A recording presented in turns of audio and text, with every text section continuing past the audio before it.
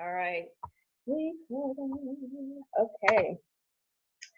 All right. Hey guys, what's up? You are watching another episode of PWE TV, where we are plotting world empowerment one epic conversation at a time. I'm your host, Gigi, and today I have with me my awesome guest, Miss Karla Luster. She is founder of Fit Outside the Box. She's a body confidence coach for women, and she's helped out hundreds of people change their lives. And she's got 12 years as a certified fitness instructor and personal trainer, and she's a confidence coach, and she knows what it takes to make wellness an everyday priority. So today we are going to talk to her because her motto is, what was your motto? Exercise your assets to attain your best life and body. So we're going to talk about health and wellness today with Karla Luster. So welcome, Karla. How are you? Thank you for the warm welcome. I am fine. How are you? I'm excellent. Thank you. It is a gorgeous day today. I hear you're having one too. So it's a good day here on this call. So let's jump in if you're ready. So we want to know about you, Karla Luster. So tell us a little bit about yourself. Like, I know you talk about, previously battling with self-esteem and low confidence and other things that all of us have probably gone through or still go through on a day-to-day basis. When did health and wellness and fitness become like really important to you? Was it like a turning point? Was it something that happened? And what changed as a result of this shift in your life, your turn to health and wellness? Yeah, I love your questions, Gigi. So for me, I did battle a lot of self-consciousness growing up. I was like the chunky half of an identical twin pair, so I was always comparing myself. I pretty much grew up learning to compare myself. Yeah. So, and that's pretty normal. I know for a lot of women, that is a lot of times how we see ourselves, just through the window of comparing ourselves to others. And, because obviously, if we didn't have someone to compare ourselves to, we wouldn't know whether we were thin or fat or whatever the case may be. So I grew up pretty much comparing myself and really wanting to not be the chunky twin, just basically not wanting to hear those words when somebody compared us. Because I pretty much just wanted to hide whenever someone said that. So I got to a point of just wanting to always hide. So I never would have to hear that comparison. And but I grew up just with that as a habit, always comparing myself, not only to my thinner twin sister, but to like all the ladies around me. So I always compare myself to my friends and just like magazines. I think it almost becomes like this neurotic, process of just never really being in the moment or like accepting myself just because, I just thought that I had to be something else.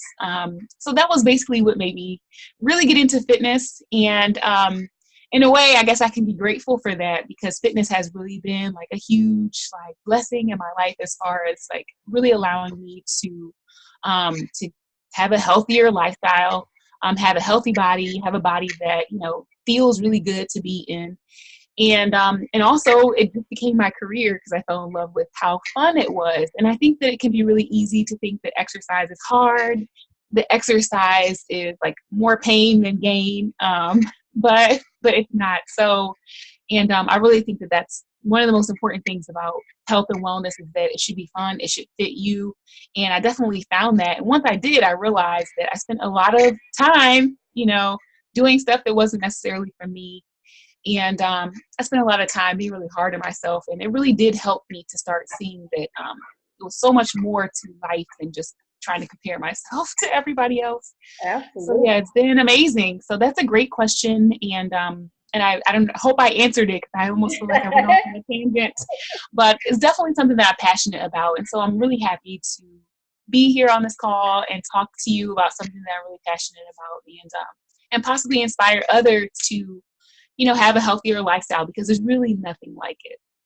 And would you say that it's more than just working out every day? Like, is there like an inner game component? What would you say is like that sweet spot for really having a body you actually feel good in and look good in? It's an inner game. See, that's why I love your questions. It's totally an inner game thing. So I would say, especially if you're listening to this and you are hating your workouts right now, or you just feel like you're never going to get to your goal, that is definitely an internal component that is probably holding you back from, in both of those instances, from finding something that you actually like, and then also achieving your goal. Because the thing is that we really get caught up in this thing of like being a certain size or losing this amount of weight, or being able to fit into this dress or wear a bikini, and which are all very external things. But on the inside, we lose sight of the fact that we all start with this idea of ourselves, right? We start with this idea of ourselves being fat or being unattractive or whatever the case may be. Yes, I said it. We start with this concept of ourselves, and that doesn't necessarily change just because the outside changes. That's So we have true. to be nurturing that inside. We have to be nurturing ourselves, as we seek to attain like really meaningful goals. So a lot of times those type of goals, like really small goals, are not going to get us to where we really want to be because it's just too small. Too small for us. We're capable of so much that if our goal is to be a size 2, it's just going to be a really horrible process, and it's probably not going to work out the way we want it to. So the internal game is really just knowing that no matter what the external results are, that we are already good enough to have what we want right now. Like, you don't have to be the size 2 to have the guys. You don't have to be the size 2 to have the promotion, but you do have to think of yourself as someone who is deserving of all of those things and so much more, because it's just the truth. Absolutely.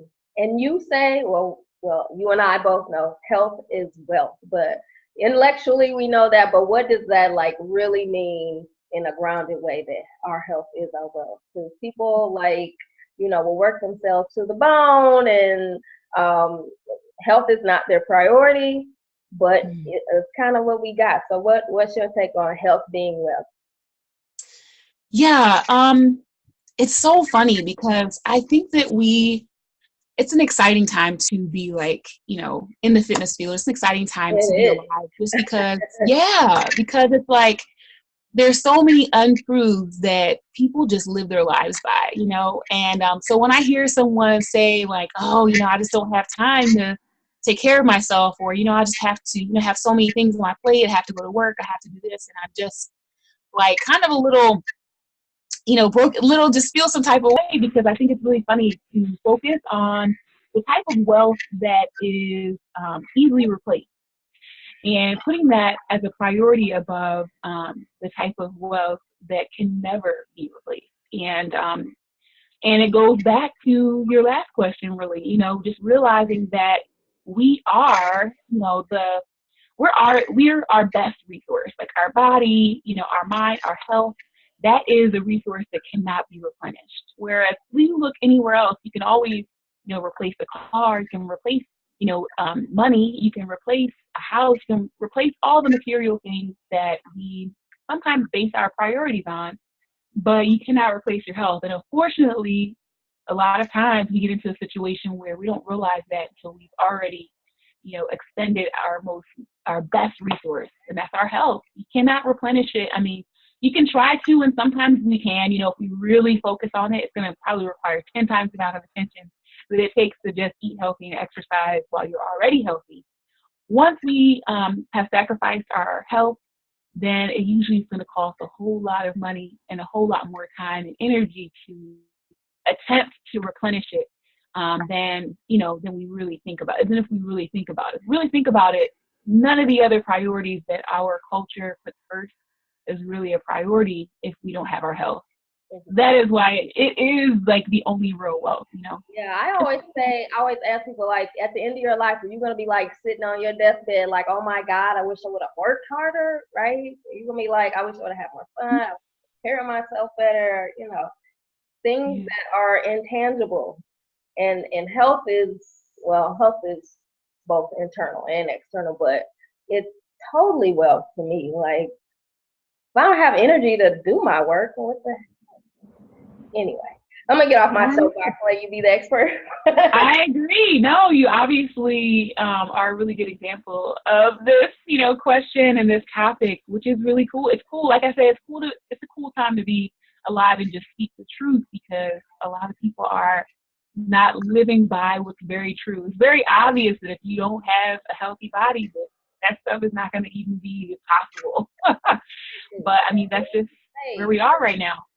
What would you say to the woman who, or a person in general, it doesn't have to be a woman. I know you work with women, but that, okay, let's use the woman. So she is busy. She's, maybe she's a mom, or she's got a career, or she's an entrepreneur, or whatever she is, and she's busy. She knows it's kind of a critical thing that she needs to handle, but she either doesn't, or says she doesn't have the time, or she's overwhelmed, or whatever her story is.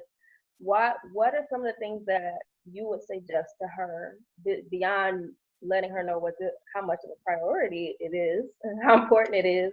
What kind of steps would you say to her to get her on track to starting to live a healthier lifestyle that supports her life as a whole? Yeah.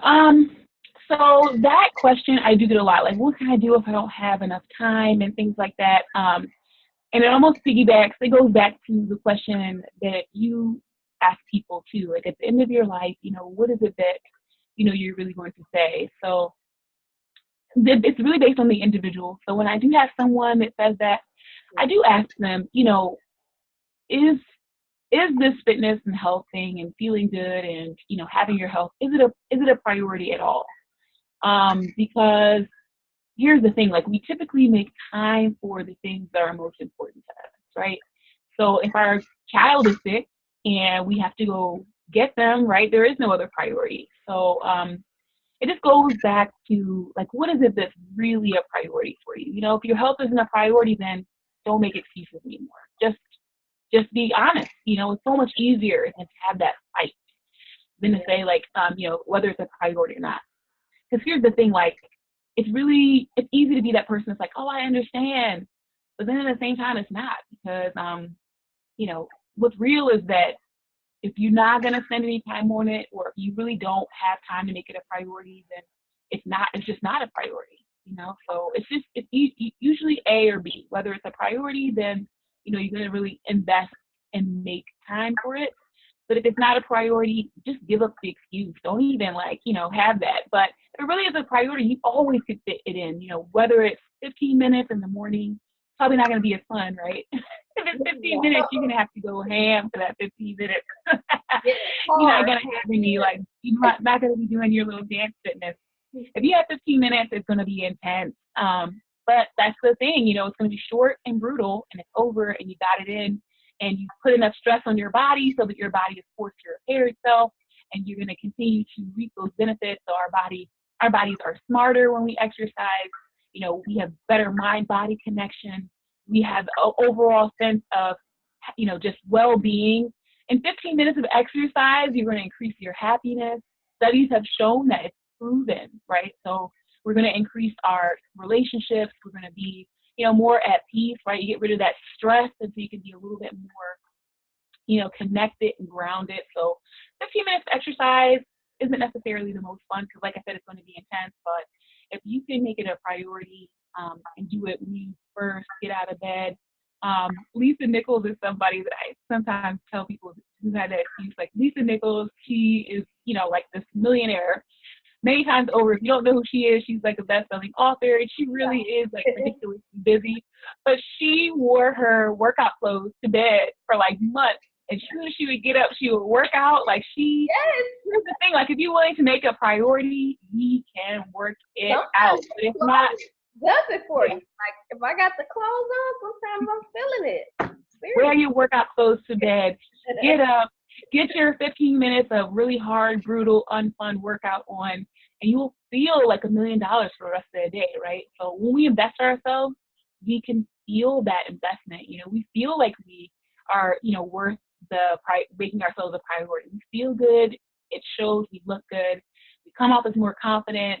We show the people around us that we care about ourselves. So there's so many more benefits than just the, just the external things. Yeah, it's fun to look good and feel like you look nice in your clothes, but it's so much bigger than that, and you almost don't know until you start actually working out. So now I know that you prefer to do exercise that's fun. So if they have more than 15 minutes to do the brutal workout, like what's your suggestion for making exercise a little more enjoyable? Girl, if you have time, make it fun, right? Nobody wants another chore. Nobody wants another chore. So do not tack another chore onto your list. So some of my favorite workouts, of course, I love dance fitness. So I love Zumba. I love like work and, I'm trying to think mixed fit. I love those classes that are dance fitness based classes. My number one favorite workout is step aerobics. And I do step aerobics all the time. That's on my channel. Yeah. That's on my channel. My YouTube channel is mostly step aerobics, but I also love strength training, belly dance, Pilates, bar class. I love classes. I love to mix it up. So if you have time, mix it up. Try some of my favorites, but also be curious enough to want to know what's your favorite. Ask yourself, what might I like to do, right? So I've changed up a lot. Like sometimes I'll be like really addicted to boot camp and I'll go to that. Or cycling. There's literally so many things you can do. I love group exercise, but let's be honest, you don't have to stay in the gym. You can go out for a hike. You can go cycling outdoors. You can run or even like I'm trying to think what is swimming. So there's so many things you can do that would get you just really living. So that's at the root, like movement is life. And sometimes we forget that movement is really like how our bodies are designed to operate optimally. But it's the truth. If we don't move, then our bodies are literally robbed of potential. And it's natural potential right there that if we move, we can access it. But if we're not moving, we literally lose so much of the natural benefits that our bodies are here to have, like, and that's mental, that's physical, that's spiritual, that is financial, all of that stuff. Like we're really missing out if we ignore such a huge component of life. So definitely move, try some different things. Like I tried CrossFit, which is also really popular. Something else that's really popular right now is like those like Soul Cycle and things like that, really popular. Yeah. So yeah, it's time to get out, try so many options, isn't it? What'd you say? So many options. Soul Cycle. Because I saw some comedy about Soul Cycle. It was. I didn't know it was a real thing until I saw it. So anyway, Yeah. so here's the question. So for the average woman who gets discouraged, who gives up on herself, or who has tried everything and she cannot reach her goal, or she cannot find the motivation to stay active, to maintain, like what are some of the things that may need to change in her or about her routine that could help her actually make some strides? Yeah, it's a case by case basis with that. I mean, to be honest with you, we've all been there, right? We've all been to a point where we just feel like, we've tried everything. Don't ever think that you're alone when you have that feeling. And yeah, I am gonna be like the sympathetic trainer when it comes to that because I talk to so many women who just like they're at the end of their rope. But don't ever give up on yourself, especially when it comes to your health and wellness, because honestly, like you really don't know life until you know what it's like to really be healthy, and really being healthy is our most natural state. But we are right now just in the culture that's so built up that, you do feel like you have a million and one things going on at once.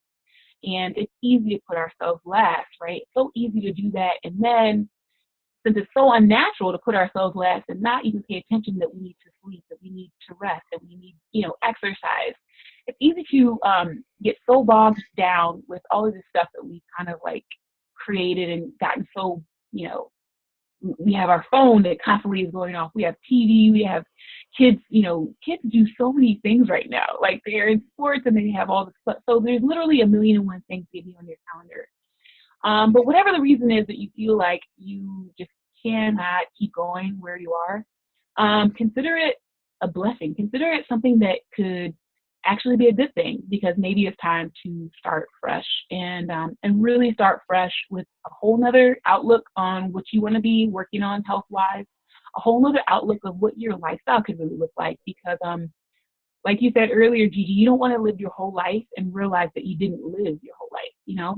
Right. So if you're at that point, then good, because you're fed up. And sometimes it takes getting fed up to finally make a decision that's going to work for you. Yeah. So whereas, you know, if you had never gotten fed up, you might just get sucked into this whole machine. It's like a machine. Like people are constantly going, but then they're not going anywhere. So if you come to a point where you've reached the end, good. What do you really want then? You know, what's good for you? Sit down, take just a few minutes and jot down some things that really are important to you. Um, I learned at a very young age that we don't have forever, you know, and it was hard, but at the same time, it's, you know, it's good. It's good to know that you really can, at any point you want to, sit down and decide that you're going to have, you know, something for you, that you're actually going to maybe spend time, you know, on your wellness, or spend time doing something that really does feel like, you know, this is meaningful to you. So sit down and, you know, really think about what would it look like for you to have that healthy lifestyle that you want, or at least feel good about yourself.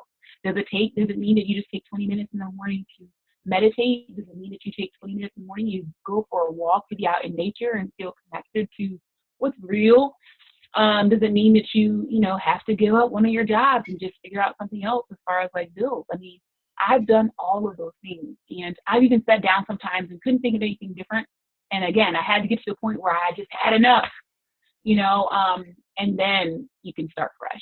So sometimes you can't start fresh until you've had enough. So good for you.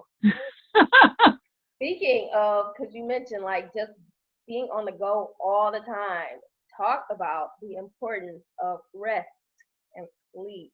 People to say, I will sleep when I die. Well, if you get there. So let's talk about the importance of rest. Like, even if you're working out a lot, like, how important is rest to the human body? Yeah, it's important to. I know we live in a culture too that does belittle sleep. Like you can sleep when you die, and we know that that's not true, right? We know that sleep is super important. So if you even think about sleep cycles, but if you talk to someone who is working graveyard shift and they're not sleeping, and we studies show that they die earlier, like we know that sleep is nothing to play around with. Like literally, sleep is just as important as food, exercise, you know, water and air. So if you are, you know, in that cycle where you're only getting like 4 hours of sleep, just know that that could very well be the thing that is, you know, causing you to gain weight. That could be the very well thing that's causing you to be stressed out. Sleep is that time where our brain just processes and files everything away and cleans up. So just imagine your brain is busy when you're sleeping because it has time to do just the maintenance. So if you're not giving your brain time to do that, then it's very likely that your brain can't do everything that it needs to do while you're awake. So that's something to really think about that's super important. I have fallen asleep at the wheel before, so I know that sleep is something that we cannot play around with. And we can try to play around with it, but we will quickly be reminded that it's just as important as any of the other things that we use to replenish our fuel. So sleep, exercise, food, just overall rest, like not just sleep, but overall having, you know, time to just like relax and release. So important to have that, you know, balance. And if you're smart about it, then you can work out a schedule where you get adequate sleep. And I say adequate, like 6 is kind of too little. I mean, if you're regularly getting 6 hours sleep, it's going to probably catch up with you. I know some people say, oh, I'm fine with 6 hours. But especially if you're exercising, probably going to need at least 7, maybe even 7 to 9 hours of sleep a night, especially if you're exercising, you're working out hard, and you stay pretty busy. Your body's going to need that time to repair, recover, restore, clean up, file stuff away. So, and you'll find your mental game is so much sharper if you're getting enough sleep. And you'll find that your workouts are so much smoother if you're getting enough sleep. Same thing with your food, easier to deny your cravings and kind of like get over cravings for food and things, cravings for like snacks, especially. Because if you have enough energy, your body has enough energy from sleeping and things like that. You're not going to crave the Exactly. energy from food. So do you think so? Like when somebody's just been at work all day, because I've totally been this person, and you just work, and you didn't eat, and then you get home and eat all the crap you can find. People live this way. I know y'all out there. I'm pointing to you because I know, because I've done it. I am so guilty. Like not like eating regularly is so important. Like people think they're on a diet and they don't need to eat and whatever. I know everybody's body is different, but like if you're depriving yourself of food and nutrients during the day, how much do we suffer when, at the end of the day? How much? That's a question. Yeah. Okay, yeah. So if you are like starving yourself, of course you're gonna probably crash at some point. Everybody is different, and so like if you're having a day where maybe you don't feel like you're as hungry and maybe you can eat lighter, I always say like keep a healthy snack with you. Keep like things that you can munch on if you need to. If you really feel like what, I'm not gonna be able to do this workout because I haven't eaten all day. And I want to say, well, make sure you have a snack. Sometimes you just need a little something, even if you just lunch was a really long time away. Like, hey, I ate lunch 4 hours ago. Now I need to go work out and I'm starving. Keep something healthy. It doesn't need to be like this huge meal because sometimes that might be too much before you work out. But keep something small, like literally think like 250 calories or less as far as like if that helps you to put it in mind. Like usually like an apple and some nuts. Or it can be something small, just enough to like give yourself something to work with, especially if you're gonna go in and do a really intense workout. Don't do it if you're like your energy stores are completely depleted. That is just mean. That is just setting yourself up for failure. So yeah, keep your healthy snack in your bag. Yeah. Right? Is that what you do? Yes. I mean, when your metabolism is high, you gotta eat or your body's eating you, and I feel it.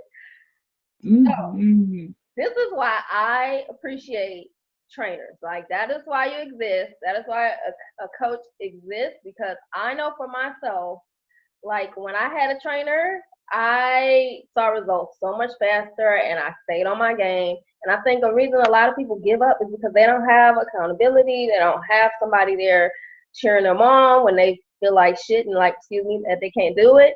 And so I appreciate I mean, just your clients, for instance. I mean, do they not benefit from having accountability? What does that look like with your clients? I have a handful of clients that pretty much have me just for accountability. Like literally, they feel like they would not stay on track without someone that is going to hold them accountable. And I can understand that. Like I think, especially when you talk about people who are really busy and really, really bogged down, it's really important to have someone that you can bounce ideas off of. Like, hey, I'm so bogged down in the morning. I don't have time to do my hour workout anymore. What can I do? So, and everybody is an individual. And I find that to be probably one of the most fascinating pieces of my work because everybody's so unique, and you really start to see how, man, like you really start to see the value of just a person, and I don't want to be really mushy, but you really start to see the value of just a person. Like so much uniqueness in one individual, and you really have to honor that. And I believe that that's what wellness and fitness and living a healthy lifestyle is really about, because we've kind of gotten to a pattern to where we just do what everybody else is doing. And that's not going to be healthy. That's just probably not going to be healthy for 99.9% of people, because we are individuals. Like, yeah, we all have two eyes and a head and two, arms. And actually, not everybody has that. But, the general design of a human being is very similar from person to person. But we're so unique when it comes down to just like an individual basis of like how much food we need, what type of food we need, how much sleep we need, what type of exercise is right for us. And we're almost so sucked into everything that's going on outside of us that we have lost touch with that. And that's why we're having somewhat of a health crisis right now, because everybody's kind of doing the same thing, even though it doesn't work for most people. Exactly. So having a coach is really an opportunity for you to have someone who's going to be completely honest with you and finding something that really is for you, and not just the Joe Schmo thing that everybody's doing. And it's really important. It's really important to invest in yourself and know that. I used to say this about like having natural hair. Cause I'm like, man, if I never had cut off my relaxer, I wouldn't even know what my natural hair was like.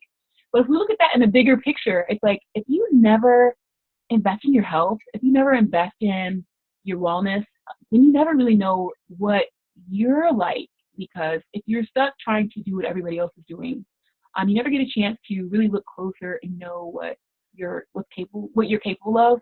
what's possible for you, what it really feels like to be who you are, because it can be really easy to not do that, right? To just go to work 9 to 5 and, eat, whatever is available, and, sleep whatever time is left, and whatever time you have left, just maybe do something for yourself or not. So if you're stuck in that, then you never really get a chance to know anything about yourself. So having a coach is really invaluable. I've had tons of coaches for lots of different things, and I appreciate each and every one of them because everybody has a different perspective.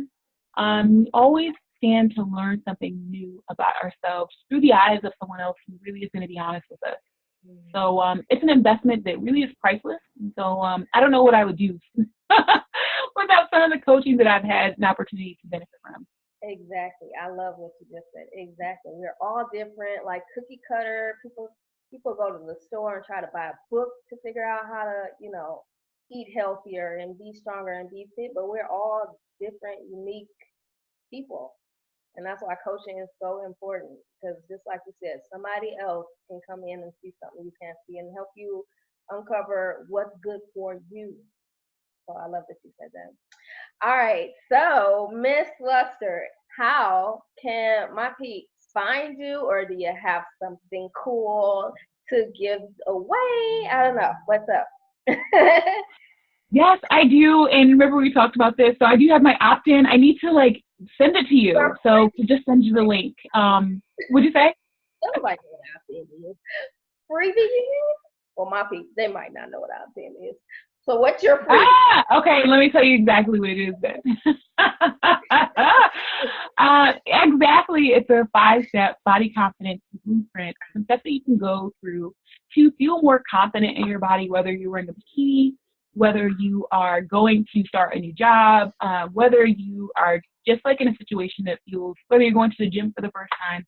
So 5 steps to feel more confident in your body. And let me also give you the link to my YouTube channel, because if you're at home and you're looking for some workouts, I have workouts all different lengths on my YouTube channel. And my YouTube channel is going to be bit.ly/fit outside the box.